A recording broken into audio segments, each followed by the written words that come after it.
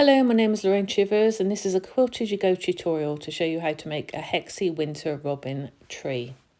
You can find all the fabrics and templates on cpart.co.uk. You will need 12 robin fabric squares, 5 fat quarters, I used winter hedgerow, wadding scraps, red hand quilting thread. You will also need some ribbon to hang it up with and some doweling 1/4 of an inch in diameter cut to 70 centimetres long. You can also use one of these new Sea Parrot templates, which are absolutely perfect for using for Quilt-as-you-go. You've got a small inner template for the small hexagons and then a larger outer one for the large hexagons. If you've got a 1 3/4 inch template already at home, you could use that and then just add 3/4 of an inch all the way around to make the larger hexagons. Altogether, you need to make 52 Quilt-as-you-go hexagons. To start with, cut out your 12 robins using the inner template with the point facing upwards, making sure the robin's in the middle. You need to cut 10 to 11 large hexagons, 8 to 9 small hexagons from each fat quarter. And this is shown 1 fat quarter here with all the hexagons cut out. So now you need to sort out the fabric hexagons. I made 4 piles of the large hexagons for each of the different designs, and then I allocated the small hexagons to each pile. You need to cut 52 small hexagons from the wadding next, and you can cut around the templates using a rotary cutter. It's nice and easy. So to make one Quilt-as-you-go hexagon, you need a large hexagon, a wadding hexagon and a small hexagon.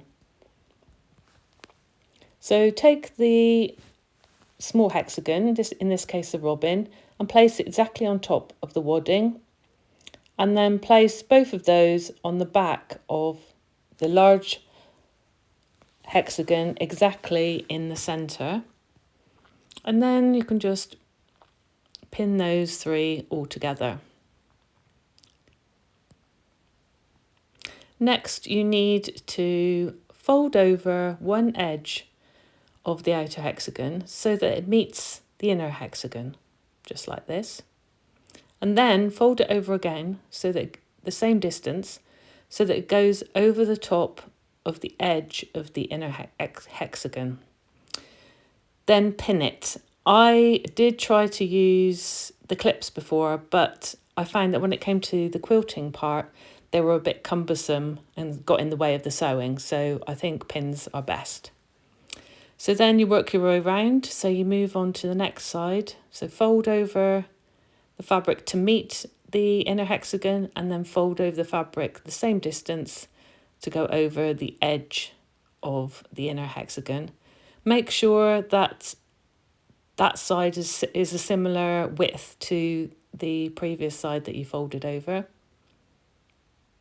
I'm just going to adjust that because mine's a bit bigger there, I think. And also make sure that the inner hexagon doesn't sort of balloon up. Make sure it's nice and flat. So then pin that as well. Move on to the next side, same again, fold it in to meet the inner hexagon first of all, and then fold it over again over the top of the inner hexagon, making sure it's the same width all the way around. And also make sure that the folds are always going in the same direction. So pin that one. Fold over once, fold over twice.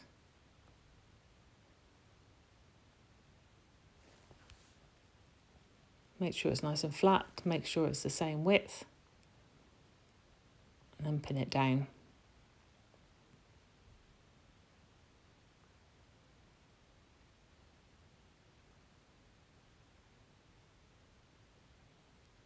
So fold over once, fold over twice, make sure the fold's in the right direction, make sure it's the same width, and then pin it. And then for the last one, you need to make some adjustments because, as you can see, the folds are not going to be going in the same direction. The first one, you just do it the same as usual. Fold over once, fold over twice, and that one is in the right direction. That one there, you can see they're all going in the same direction. So I can pin that one down. However, if I just did the same with that one, it wouldn't be in the right direction. So we need to kind of unfold it again and actually even take out the pin, I think, because it's a bit awkward otherwise. Unfold it, refold it, unfold that side as well, fold it back over, and then make sure the fold's going in the right direction. It's nice and flat. You see they're all going towards the right hand side there. And then pin it down.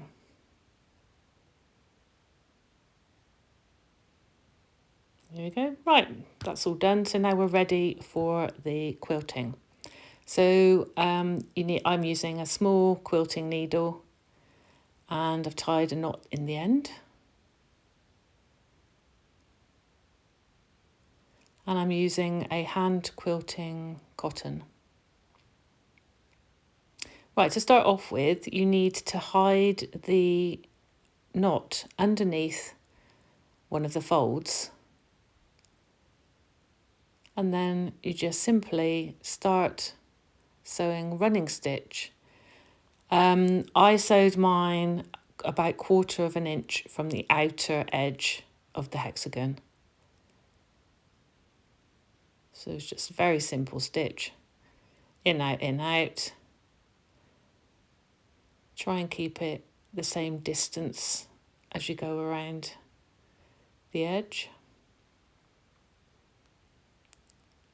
And try and catch the folds as well as you go around the corners. Take out the pins as you go. I'm showing this in real time because I do quite enjoy watching people sewing in real time. It's very relaxing.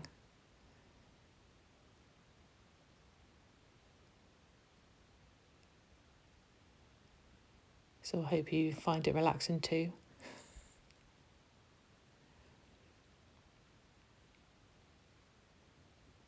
I have to say this is probably not my neatest sewing. If you're wondering what that patch is on my finger, that's where I burnt my hand on the oven, because I opened the oven door and it all steamed, my glasses all steamed up, and then I couldn't see what I was doing, so I burnt my hand there. All the other marks, as you probably know, I used to be a seabird biologist, so if you're wondering what all these other marks are on my hand, well, they're scars from seabird pecks and bites. I've got a particularly bad one that's from a pelagic cormorant. A French guy said he knew how to handle pelagic cormorants, and he picked one up, and I was stood a bit too close, and the pelagic cormorant basically grabbed my thumb. You can see the scar, it's right next to the burn. And cormorant bills are basically like saws. I wasn't very happy. Anyway, nice to have a scar and a story to go with it.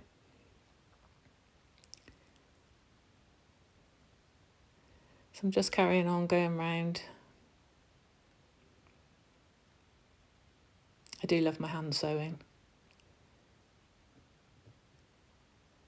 And this is the first time I've ever done hexagons like this, and I am absolutely hooked now because I absolutely love it.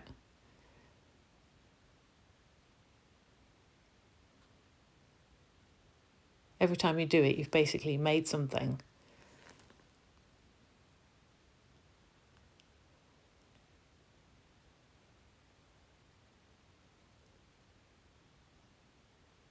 And then you haven't got all the faffy tacking and quilting bit at the end because you've already done it.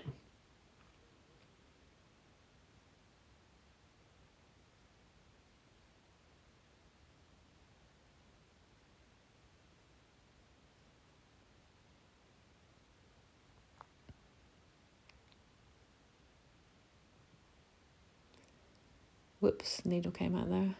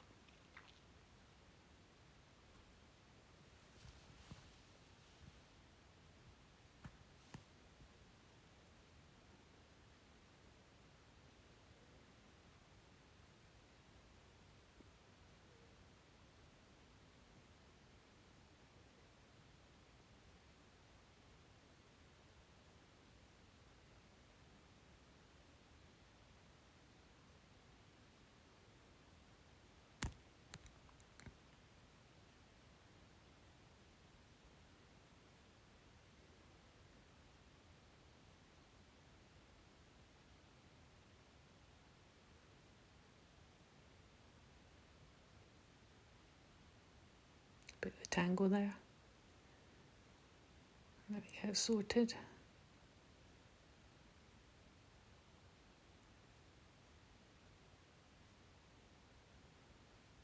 I'll try and make sure we sew at the same level so we meet up with the first stitch at the same level.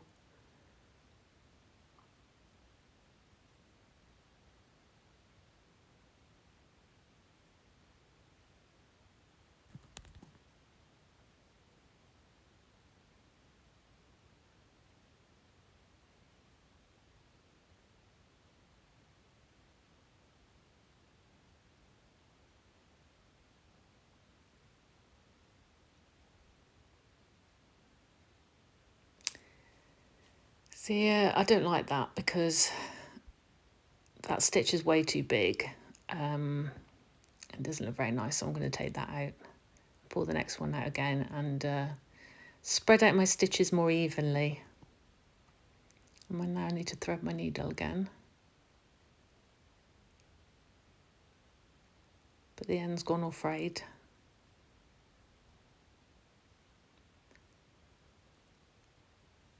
So we're going to have to cut that off. Cut the end off and then re-thread it. And there we go.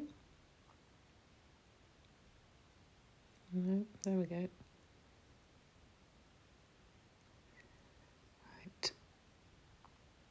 Right, try and do these more evenly.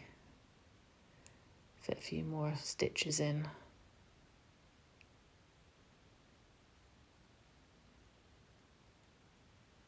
Right, one last one. If I could get it on the fold, that would be nice, because that would hold it down nice and neatly, but I don't think I can.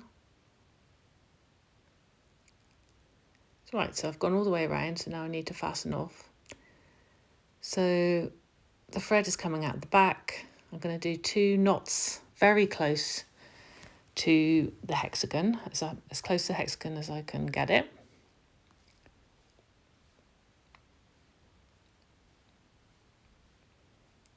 Then I'm going to put the needle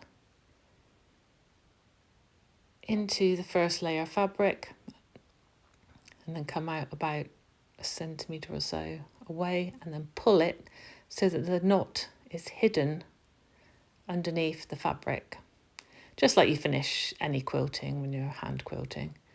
And then chop off the excess thread, take out the pin, and there you are, your first hexagon. Now you have to make 51 more. Does that make sense? There you go, some with robins, some without robins. And then when you've done your 52, arrange them into your tree. You don't have to use the same pattern as I have. And now we need to sew the hexagons in each row together at the side. So you place them right sides together, as so. We're going to sew along this edge. This time I'm going to use clips because it's not going to be in the way of the sewing, because I'm going to clip it down the side that I'm not sewing, just to hold it together. It's a bit easier. So I'm going to sew down this edge.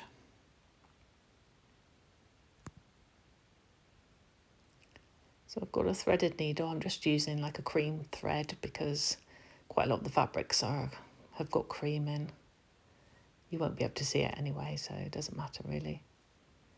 So I'm going to do the same as I did before and push the needle up behind one of the folds to hide the knot, and then come up on the edge and in the corner of one of the hexagons. And then I'm going to make 2 stitches in the corners to sew them both together, but catching the thread so that it's really a knot. So that's 1. And my needles come out again. Keep doing that.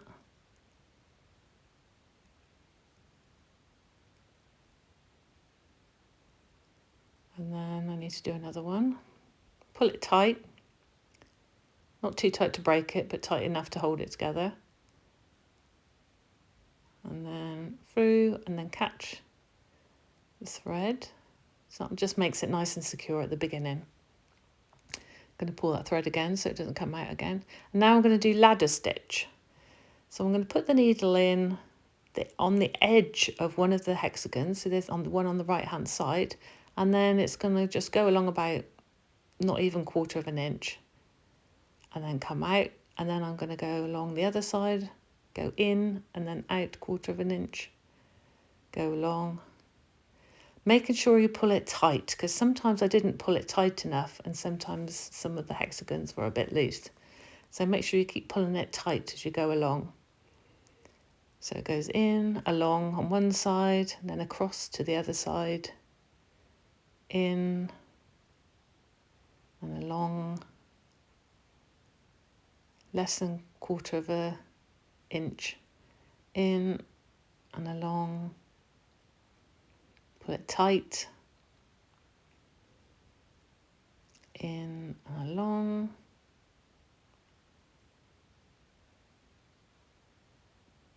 and just keep doing that until you get to the end.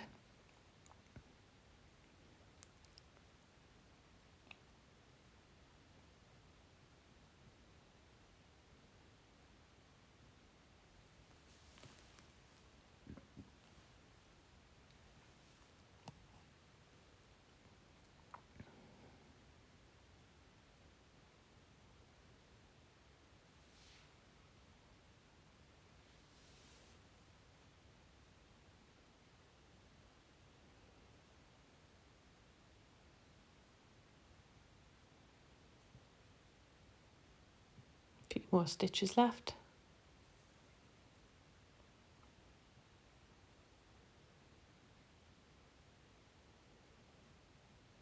The trouble is with these things, you end up watching them and you become so fascinated that you end up just watching them instead of actually doing it yourself. But make sure you do it yourself, because it's really good fun and also very relaxing. Right, so we've come out in the far corner and we're going to do the same as we did at the beginning. So pull it tight, and then I'm going to make 2 stitches, catching the thread to tie a knot, and doing it again for security reasons.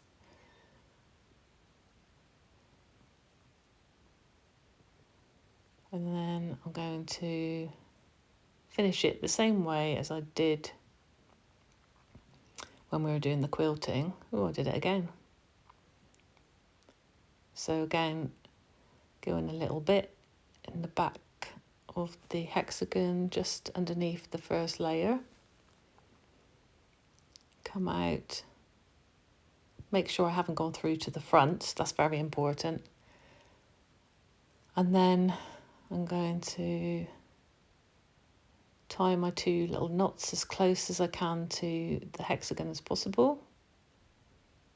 I'm not actually very good at doing this. When you watch some people in videos, you think, how do they do it?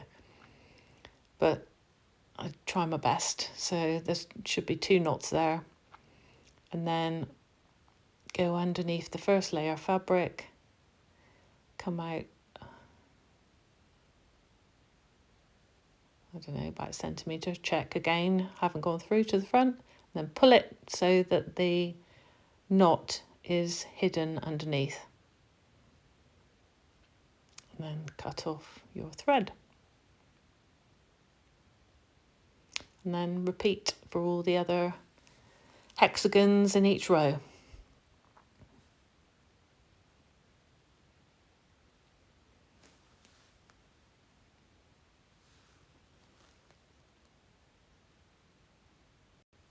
Right, so once you've sewn your hexagons together in each row, you now sew each row together in exactly the same way. And then you end up with your whole tree.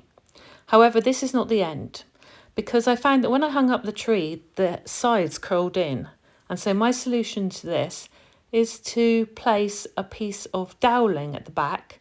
And to keep the doweling in place, I'm going to make some pockets. To make these pockets, you need 2 pieces of 2 by 4 inch fabric, and then you just press in 1/4 of an inch on each side of each of the strips. Then fold it over and press so that you're marking the middle of the strip. Then press 1/4 of an inch in from each end. And then press the top down to meet the fold in the middle. Then press the top up to meet the fold in the middle. And then fold it completely over and press. You then need to sew the top and the bottom. I used a machine, but it was quite difficult because it was thick, so I recommend using hand sewing. To attach it to the back of the tree, attach one pocket 1/4 of an inch from the top and pin it. Don't bother with the bottom at the moment. And then you can just whip stitch along the top. Then you go to the bottom and move the bottom so that it's 1/4 of an inch from the bottom. This is so it's not rigid and tight. You need a bit of flexibility, and then whip stitch along in exactly the same way. You do that to the other side, and then you can put your doweling into the pockets. I was a bit worried it might fall out, so I gave it a quick test and shook it, and it seemed to stay very well, so seems to work out. So that's your winter robin quilt-as-you-go tree all finished.